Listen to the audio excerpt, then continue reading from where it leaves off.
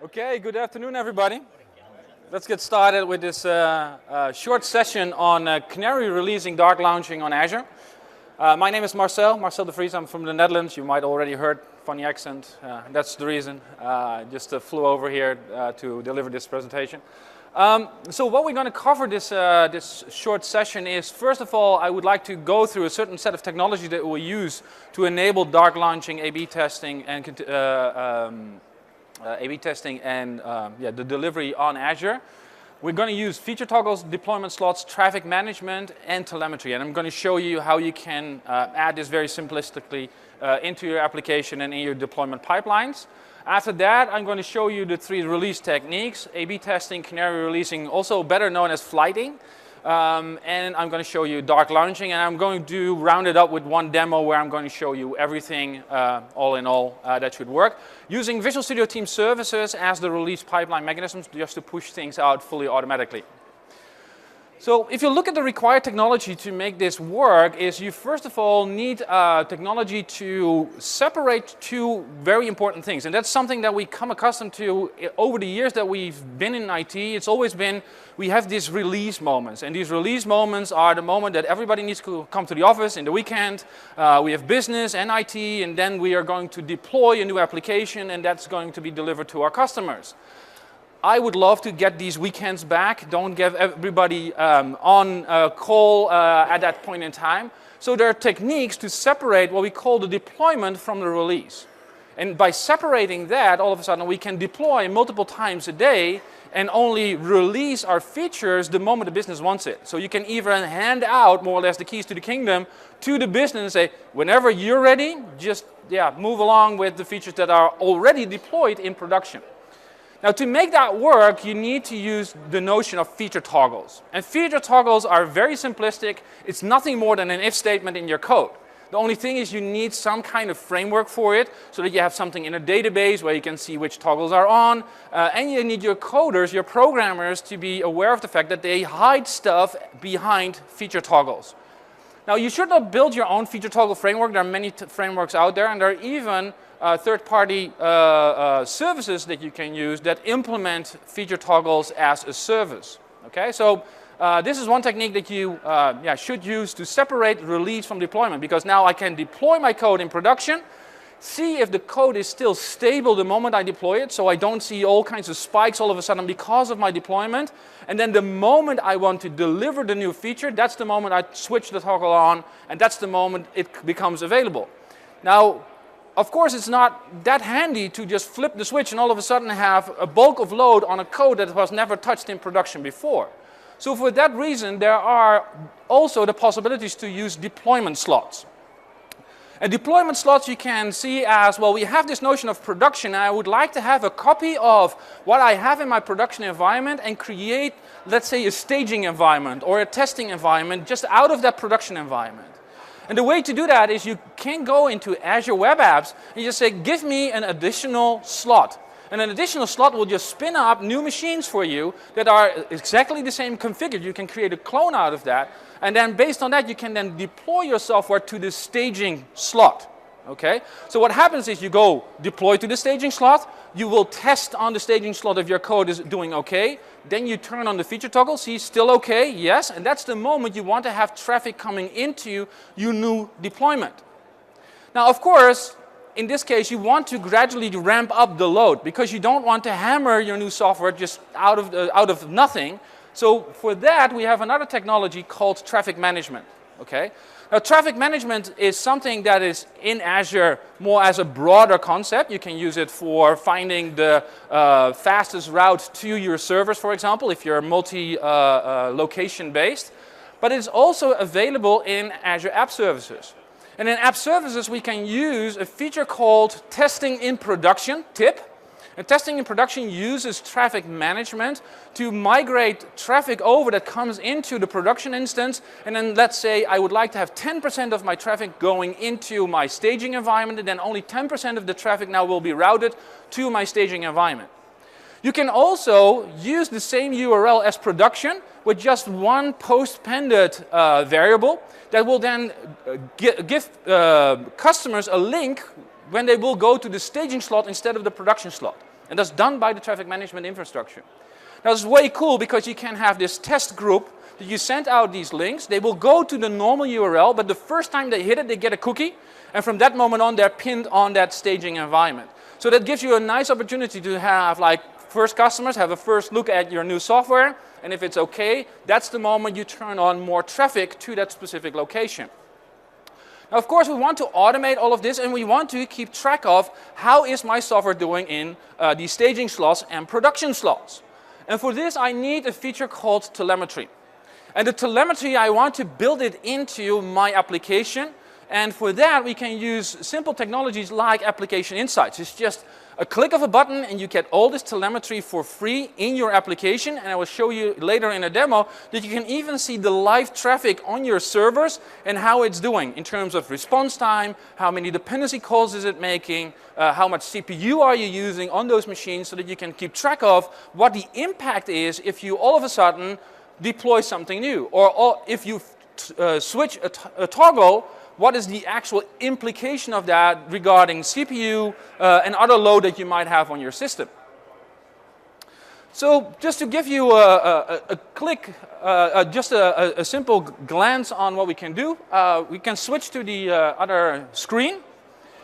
And if all's well, you see here just a simple MVC application. Probably everybody has seen this application. It's a sample application just for MVC. And what you see is that I created this notion of a dashboard in Azure, where you see that I have my application services, and here you see that I have the requests that are coming in, and you see that my current application is being loaded with requests. We get some 8,000 requests per second in there, getting into my production instance at the moment. So I'm running production. You see I have a couple of errors in there, but hey, sometimes you ship stuff with bugs, and the bugs just happen, but we can at least see that's happening. You see here that the CPU is around the 50%, but you see that my staging slot is doing nothing. Well, I had one request here, but that was just me testing if the staging is still okay before we started this session. You can also see that I have testing in production turned on, and you see that staging at the moment is at 0%. Okay. Now, what I would like to do is I would like to deploy something to my new environment using feature toggles and traffic management. And for this, I want to show you the notion of feature toggles, because feature toggles is nothing more than in your code an if statement, and you see here that I have a feature toggle called homepage feature toggle, and if it's enabled, that's the moment I would like to show something on the screen that, hey user, you're probably coming from some location, and I can look it up based on IP. And I got two implementations in there. One implementation that does some smart calculations, but yeah, we just return, we're always from Amsterdam. People find it cool if you come from Amsterdam, so that makes sense. You might sell more, right? And the other thing is that if that doesn't work, I might want to try something different. So what I have here is I have a feature toggle that if I use service A, that's the moment I'm going to do a remote lookup on some other site to get my IP address and look it up and where I'm coming from. By the way, if you try that here in the exhibit halls, you're from Los Angeles, but that has to do with your IP provider, I think. And here you see that I'm doing some calculations, just doing some busy waits just to generate some more CPU spikes so we can see the differences, what is going on there. Now, on the home page of this website, what I've done is I say I want to release a new feature. The new feature is that I'm doing an Ignite release. So on the home page, you just saw that was just welcome to ASP.NET. Now it's welcome, but Ignite release. And you see that I'm then toggling the feature also on the UI side. And that has to do with the fact that I would like to do two steps in my release process. The first is I want to turn the feature on and see how bad it behaves in production before my user can see that the new feature is there. So I'm flowing the data in there, but I'm not actually using the feature to show it up to the user. So the user won't notice anything, except perhaps if I goofed up with my code that he might see a delay or something, but that's something that only a small percentage of your users should see if you're doing traffic management okay.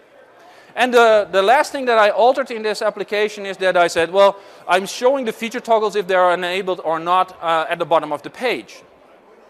So what I'm going to do is I'm going to check in this code.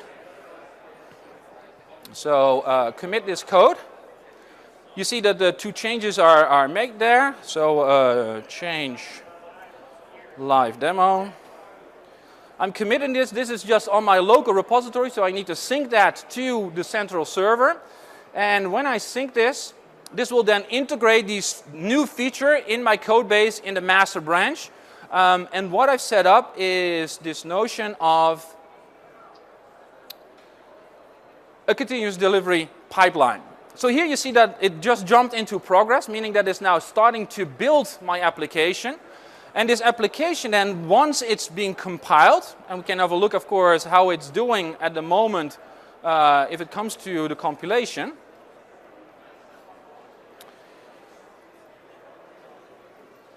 Then we see here that it's now building the solution. So this will just run through and then finally deliver some package that can be installed on Azure Web Apps. Now what I've also done is I set up this notion of a delivery pipeline. And this is a delivery pipeline in VSTS. And what I've done is I said, okay, I'm getting these artifacts in. These are the stuff that I get from my build environment.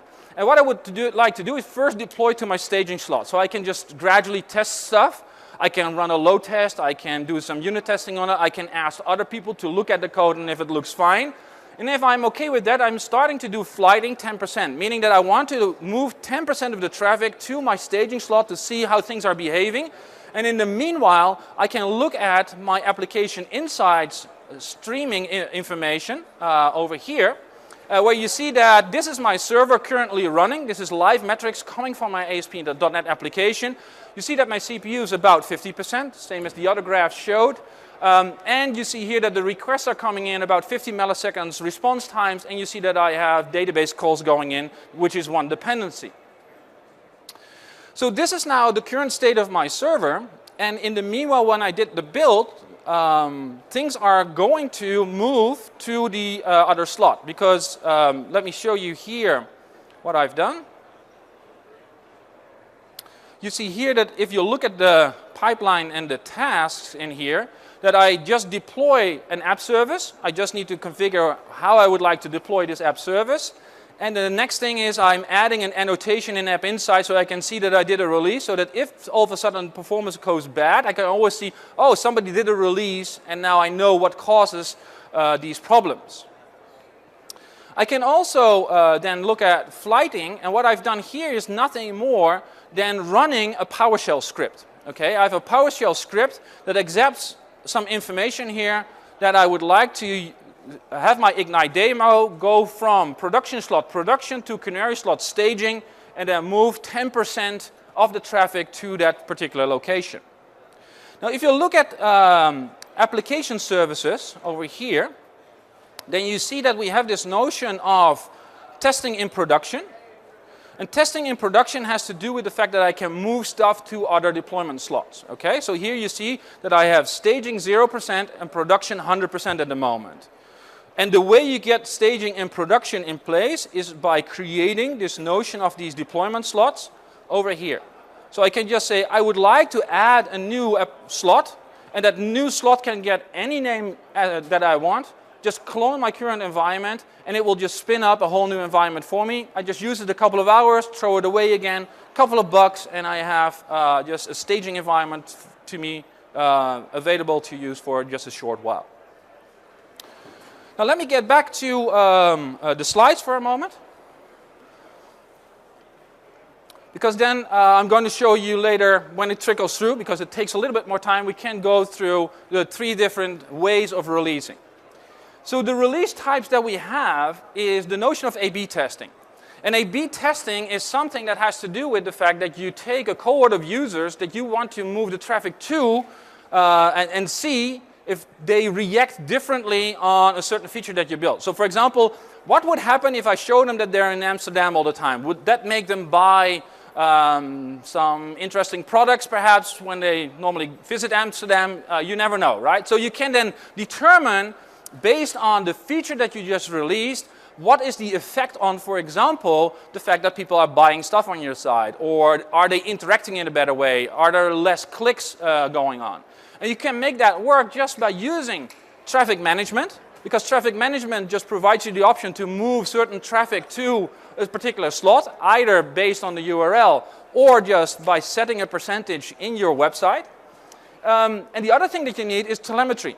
And I just showed you application insights, and in application insights you can code up very simple custom telemetry where you say, well, I'm interested in the fact where did this person come from, and I'm going to log telemetry events that I can then use later and do queries against or export it to Power BI to get very nice graphs and see what's going on with my feature.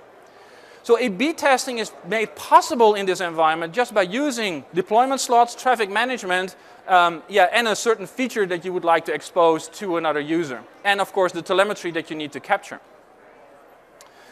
The other thing that we hear a lot about is the notion of Canary releases. Who has worked with Canary releases before? Who knows what it is? Okay, cool. So one person. So if you come to the office Monday, I would urge you to say to your boss, I just learned to do Canary releases, you will probably get a raise, okay? So it's always good. The notion of a Canary release is that it came from the coal miner industry. The idea there was that they went into the coal mines, and one of the things is that a Canary has these specific features that a human does not have. And that is that if there are toxic fumes in the mine, then the Canary will die within a few seconds, and a human will survive a couple of minutes. So when you bring in the Canary to the mines, then the Canary will drop dead. You know that you need to hurry out because stuff has been broken. That's the whole idea behind the Canary release as well. So what you try to do is you try to make markers and set, for example, thresholds and say, oh, when I enable this feature, I expect it not to give more than, let's say, 10% of extra load on my servers. If that happens, you can set alerts in App Insights that you say, well, if the load goes above 60% or 70%, I want to have an alert, and then you can go in back and say, oh, we need to back out of this because we see that the load is not what we anticipated when we built this feature. Now, Canary releases is a way of more or less experimenting in production. Okay, so it's just a form of experimentation, and that's why it's very closely related to A/B testing. A/B testing is more or less the same thing, but in this particular case, you're setting up, more or less tripwires that you know that stuff is going bad, and you can move back to your old version. Now, the final one that was on my slide is the notion of dark launching. And dark launching has to do with the fact that we split out a feature into 2 or more layers. That we say we turn on a specific feature only on the back end first, but the user cannot see it. And then we turn on one additional feature and see how the load is doing, and is the stuff stable. And if finally I decide that this feature makes sense and is not generating too much load to my production environment, that's the moment I turn on the toggle on the UI. Okay? So you can think of a dark launch as a decapitated canary, okay? So let me go back to my demo. And then I will show you how things are progressing if it comes to the delivery pipeline that I have. Let's go here. Let's go to the live metrics. We see that the server is at least still up and running. That is good. And we now see that I get some more traffic over here. So you see 25% load, over 50% over here. And you see that I'm getting requests in on my new Canary slot or staging slot that I have. I will refresh this page so that we are able to see that this percentage just has gone up.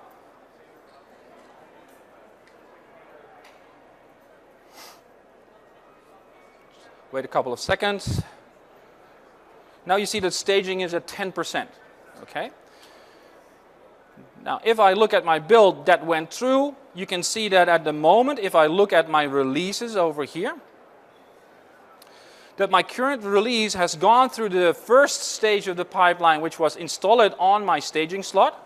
And now it's awaiting my command to go further. So this is my first step in moving this to production, and only a couple of % of traffic is now going to the staging environment. Okay? When I double click this, I can then see more of the details, and I can see all the logs and information what has gone on my system if it comes to deploying this stuff. So you can see that a lot of people are using this today here. It's a little bit slow, but you see here all the steps that are done, and you can see here that I downloaded the artifacts and moved then the 10% to the staging slot, which was nothing more than running a PowerShell script that I created, which is part of my software repository. Okay. Now, the great thing is that I can now approve or reject for the next step. So let us go into my ASP.NET application, which is on the server. So this is just my MVC application, which is still on production. You see no changes in the UI yet. You don't see the feature toggles in the behind. And here you see then, when I go here, that's staging, that I have now the release, and you see that I have the feature toggles false. So everything is false at the moment. And I created this additional page for your feature toggles. Of course, normally you hide that behind something, or you have some creative users that all of a sudden might start using this for themselves. And I can now edit these toggles, so I can then say, okay, let's turn on the server part first. And once I've saved this, I'm more or less doing the dark launch, because now I'm enabling a feature and nobody can see it on my server. Because if I go here, you see that nothing has changed, but you see that the toggle is on, so something in the backend is now happening and doing calls. So when I go back here, and now I would like to also show the UI. And now when I go here, you see that I'm coming from Amsterdam, and that is the location based on what I set there in the code. So my feature toggle is now on. I can look at my telemetry and see what's going on. 10% of the traffic is at the moment going to my Canary slot here, or to my staging slot. So based on this, I can make decisions if I want to continue or not. Now the final step here is then to say, okay, I approve or reject, and I am okay with this. It's looking okay. What will happen is it will then fire off a new job, meaning that it will now then again run the PowerShell script, and then we'll set the Canary slot to 30% traffic, so that I get more traffic and still see if things are stable or not. And I need to round up by here. So yeah, after 30%, more or less the same things are going to happen. The final step that will be done in this pipeline is what we call a virtual IP swap. Okay, a virtual IP swap is changing all the production traffic all of a sudden to the staging slot, more or less swapping the environments for you. And from that moment on, you are in production. Then you can use the staging slot for a new release, or you can just get rid of it because you might need to wait a couple of weeks before you get a new release in and you would like to deliver that to production. So I would love this browser just to give me my control back. Yeah. And when I edit it, I will show you the final thing.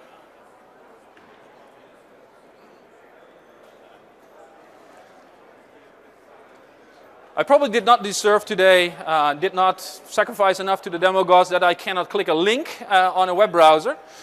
Oh, there it is, finally. So on my pipeline, you will see the final step here, swapping. And these are just standard tasks that I can use that are part of VSTS. So nothing special to do there, you just can set it. So here you see swapping the slots. It's nothing more than setting a couple of properties here and then setting the traffic back to 100% production, because I now want everything to go to production. So I need to toggle off more or less my traffic management. So with that, the slides back. Thank you. So I want to thank you for being here. It was a very short time that we had to show you all of this stuff. If you would like to know more, you can always contact me on Twitter or via email. And if you'd like, you can also look at one of my Pluralsight courses. For example, my Building a Continuous Delivery Pipeline is a course that I built. And I just did one introduction to Docker. I'm going to do a Docker session tomorrow at this more or less the same time. So you might want to come there, where I'm showing how to migrate existing ASP.NET applications to Docker containers. And with that, thank you so much, and have a good conference.